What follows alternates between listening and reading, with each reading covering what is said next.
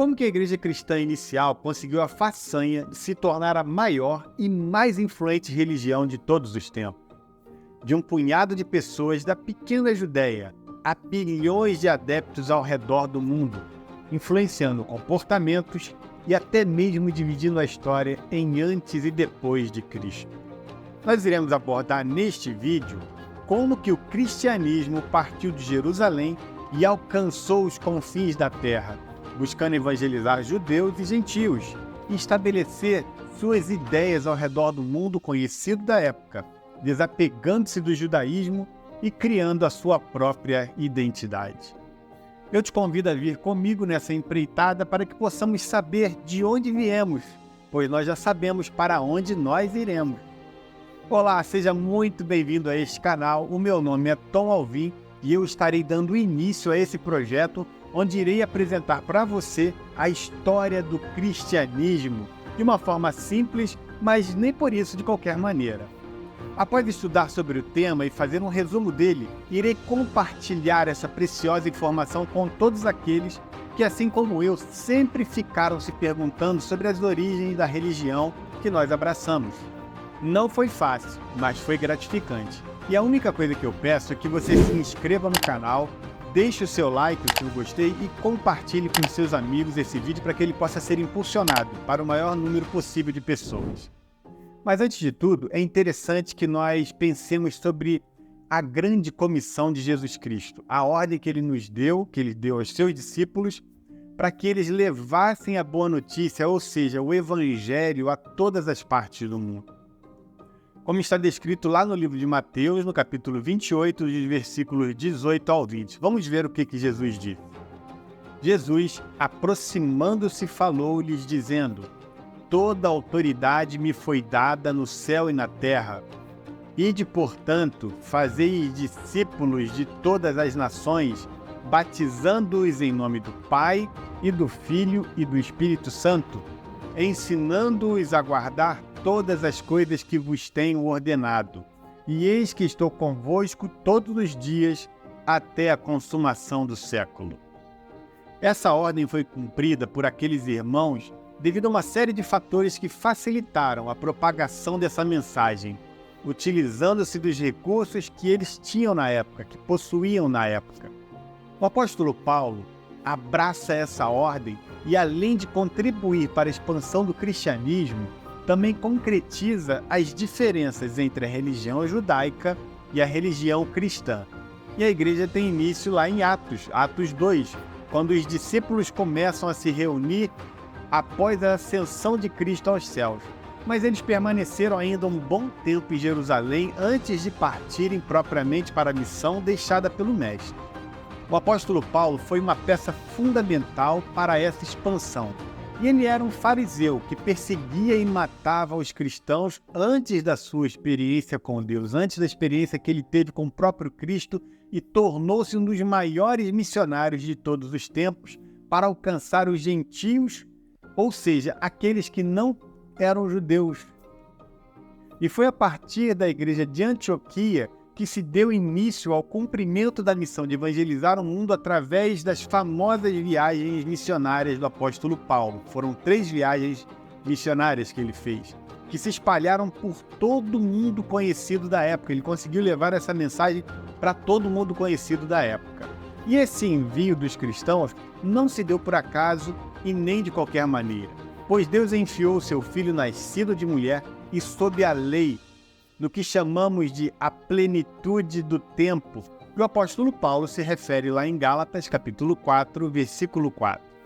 Vindo, porém, a plenitude do tempo, Deus enviou seu Filho, nascido de mulher, nascido sob a lei. Então os cristãos viam Deus intervindo através da preparação do nascimento e vida de Jesus, mas também pelas circunstâncias históricas que estavam por todos os lados, favorecendo a expansão dessa mensagem. E que circunstâncias seriam essas? Segundo o missionário Bertil Eckstrom, foram 3 elementos decisivos que alavancaram a fé cristã: a Pax Romana, a diáspora e o helenismo. Vamos ver cada uma delas. Primeiro, a Pax Romana. um período de paz e prosperidade dentro do Império Romano. Cabe ressaltar aqui a ambiguidade desse termo, pois pregava-se uma paz que realmente favorecia o comércio e a mobilidade dentro ali do Império, do primeiro e do segundo século, mas também colocava limites, nem sempre agradáveis e que impunham a vontade do imperador a todos os seus súditos. Na verdade, era uma paz regida por mãos de ferro. Dentro desse contexto, o comércio foi muito favorecido, ajudando na propagação do cristianismo, pois os escravos comerciantes e cristãos condenados ao exílio pregavam a boa notícia por onde quer que passavam, criando uma nova comunidade onde quer que eles passassem, onde quer que eles se instalassem. E é interessante ressaltar que uma grande parte dos judeus não aceitavam essa dominação romana, porque eles eram muito obstinados e acabavam realizando muitas revoltas contra essa dominação. Mesmo assim, recebiam por parte dos romanos vários privilégios ligados à sua religião, pois os funcionários imperiais entendiam que o judaísmo era uma religião venerável e, caso não quisessem participar das cerimônias do culto imperial, isso não demonstrava necessariamente uma deslealdade ao imperador.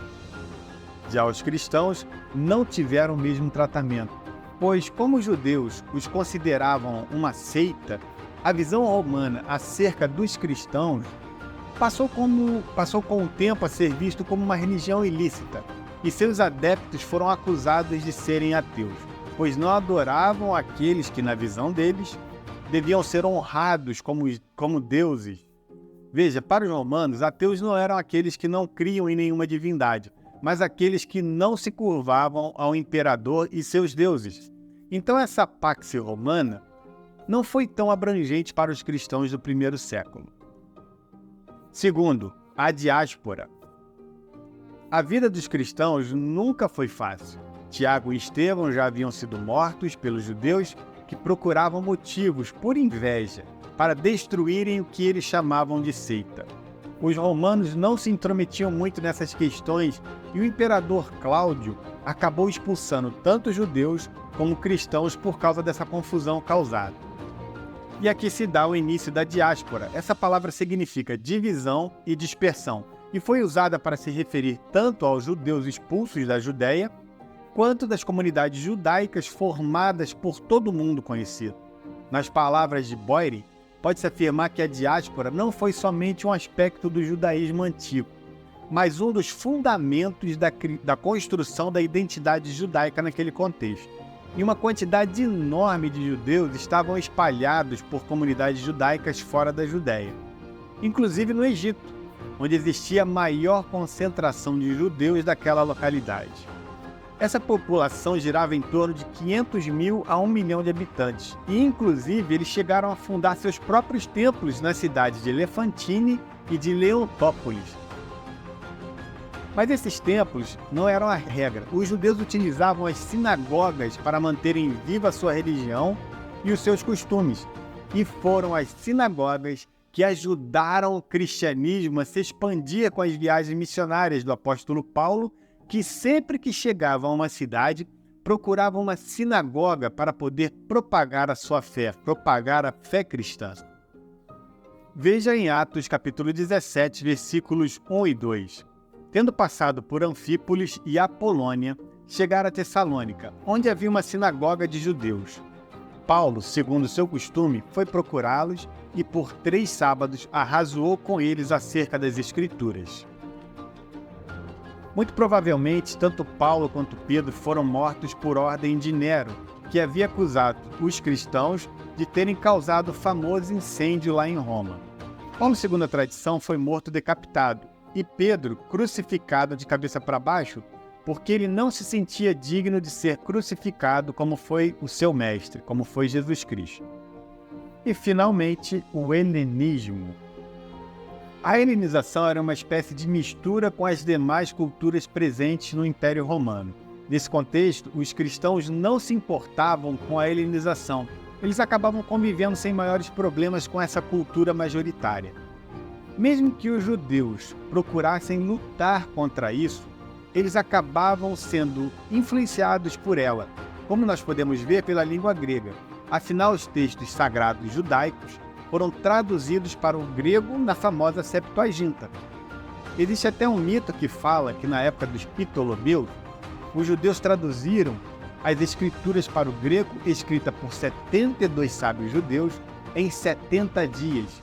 E que no final desses dias, ao compararem as suas traduções, todas estavam exatamente iguais às demais. Mas isso é apenas um mito. Um outro exemplo foram as moedas cunhadas dentro da Judéia, como por exemplo a Prutá de bronze de Alexandre Janeu, onde no anverso estava uma inscrição em hebraico e no seu reverso uma inscrição em grego. Com certeza você já ouviu falar de um imperador chamado Constantino. Quem nunca ouviu falar? É bem famoso, né? Ele acabou com as perseguições aos cristãos em um momento em que as coisas já estavam começando a mudar. A partir da sua ascensão ao trono, ele passou a ser, além de tolerado o cristianismo, defendido e propagado pelo próprio império, que havia perseguido mortalmente milhares de cristãos.